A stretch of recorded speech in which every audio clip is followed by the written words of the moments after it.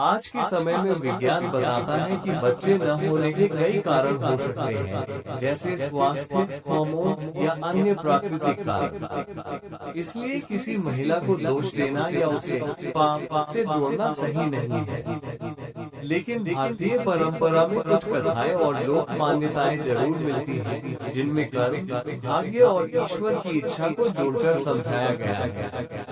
उसी आधार पर मैं आपको एक शिक्षाप्रद और भावनात्मक कहानी सुना रहा हूँ। चेरी ब्लॉसम बहुत समय पहले की बात है। एक सुंदर नगर में एक धनी व्यापारी रहता था, जिसका नाम था धर्मदास। उसकी पत्नी का नाम था सावित्री। दोनों बहुत खुश थे। धन दौलत की कोई कमी नहीं थी, लेकिन एक दुख था। उंगली से दाहिनी और इशारा उनके कोई संतान नहीं थी। सालों बीत गए, मंदिरों में पूजा हुई, व्रत रखे गए, लेकिन उनकी गोद सुनी ही रही। सावित्री रोज मंदिर जाकर भगवान से प्रार्थना करती, हे प्रभु, मुझे एक पुत्र दे दो ताकि मेरा जीवन पूर्ण हो जाए। वो अक्सर अन्य औरतों को अपने बच्चों के साथ खेलते देखती और उसका मन रोता। एक दिन वो बहुत दुखी होकर मंदिर में बैठी रो रही थी। तभी एक वृद्ध संत वहाँ आए। संत ने सावित्री से पूछा, बेटी क्यों रो रही हो? सावित्री ने अपने मन का सारा दुख बता दिया। संत ने कुछ देर ध्यान लगाया और बोले, तुम्हें संतान इसलिए नहीं हो रही क्योंकि पिछले जन्म में तुमसे एक बड़ा अन्याय हुआ था। सावित्री चौंक गई, महाराज, मैंने ऐसा कौन सा पाप किया था? संत ने कहा, पिछले जन्म में तुम एक धनी जमींदार की पत्नी थी। तुम्हारे घर में एक गरीब महिला काम करती थी, जो बहुत ईमानदार थी। एक दिन वो महिला अपने छोटे बेटे को साथ लाई।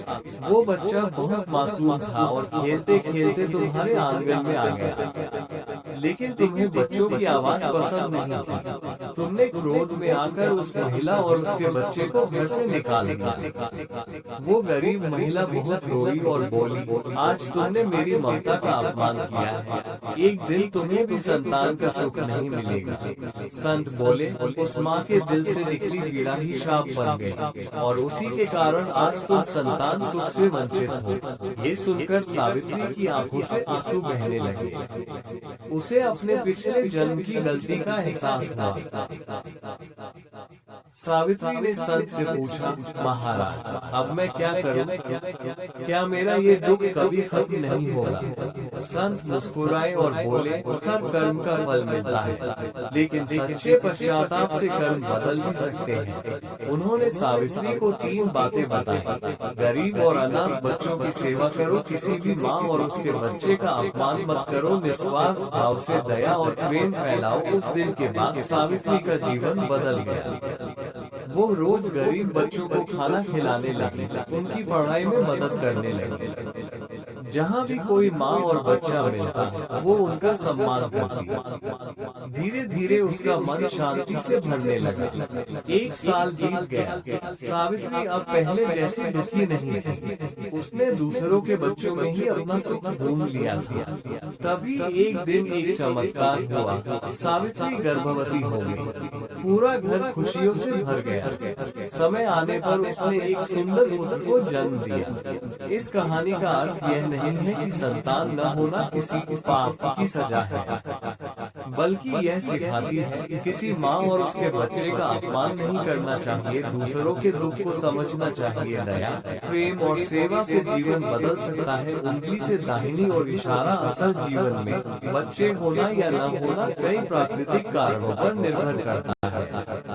उंगली से दाहिनी और इशारा ये किसी पाप या दोष का परिणाम नहीं होता। हर महिला सम्मान की हकदार है, चाहे वो माँ बने या नहीं।